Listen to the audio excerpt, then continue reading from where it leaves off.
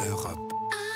Europe 1. Allez, on passe à l'économie. Hier, Emmanuel Dutheil, de nombreux sites internet et des adresses mail ont été bloqués pendant plusieurs heures. Vous allez nous expliquer pourquoi. Eh bien oui, j'arrive avec la réponse et c'est une histoire folle ce qui s'est passé hier.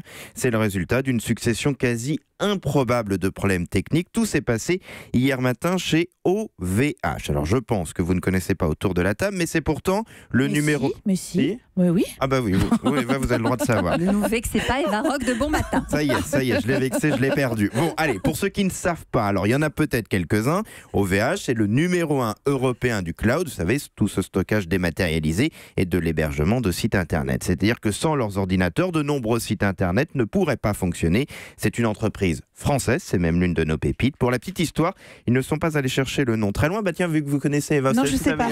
Eh ben, OVH, ça veut dire on vous héberge. Ah oui. Oh, Bah oui. fastoche. Ah bah oui, Bah c'était ça, c'est une facile fois qu'on le pourtant. sait, Oui, hein. ouais.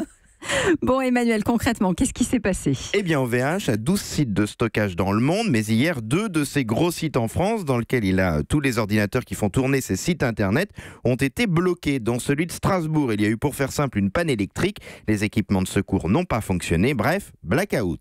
Et dans le même temps, et officiellement, ça n'a rien à voir avec le premier incident, eh bien, à Roubaix, au siège de l'entreprise, cette fois, c'est un système de fibre optique, là encore, je caricature un peu, qui est tombé en carafe. C'était quasiment impossible que tout cela arrive en même temps. Des sites comme celui d'Europe 1, ou plus grave de l'autorité de sûreté nucléaire, ont donc été en partie bloqués à cause de ces pannes. Il a fallu des heures pour tout faire repartir. Bon, dites-moi, c'est une catastrophe pour l'entreprise ? C'est sûr qu'en termes de publicité, il y a mieux. On paie un hébergeur justement pour que nos sites internet fonctionnent, mais voyons quand même le verre à moitié plein. Ce bug va avoir une vertu, renforcer les procédures et accélérer des investissements pour tout sécuriser. Octave Klaba, le fondateur, le disait hier, le mode parano doit être poussé encore plus loin.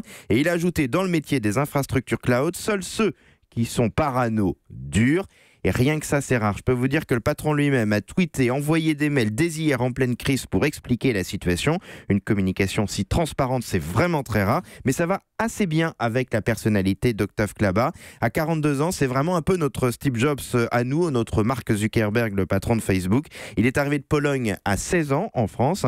Donc même si c'est pour de mauvaises raisons, au moins notre pépite OVH sera un peu plus connue au-delà des Varrocs dans le grand public. Et en plus, il a tweeté rapidement. Ah mais c'était fou, dès hier matin, 8h50, vous avez le premier tweet. Alors après, il faut quand même être un peu techno pour comprendre ces tweets. En plus, après, il nous les fait en anglais. Mais toute la journée, il a informé Transparence vachement. et rapidité, Ouais. ça c'est vraiment très rare, C'est très rare. effectivement. Europe 1.